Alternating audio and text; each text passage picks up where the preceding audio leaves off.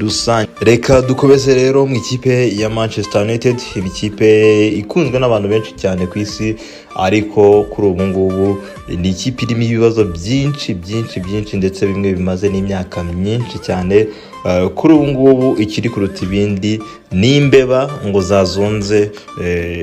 zazonze stade yabo ya Old Trafford, aho kuri ubu ngubu bamaze no gushyiraho aba investigators kugira ngo barebe n'iki gitera izo mbeba kuza muri stade. Ni stade imaze igihe kinini cyane yubatswe, dore yuko kuri ubu ngubu bayishinja benshi cyane ko abagiye bayobora ikipe ya Manchester United batajya bita kuri iyo stade n'ubundi kugira ngo ibe yashyirwa ku rwego mpuzamahanga, ibe yaba stade nziza nk'ikipe ya Manchester United, kuko iheruka kubakwa mu myaka irenga 100.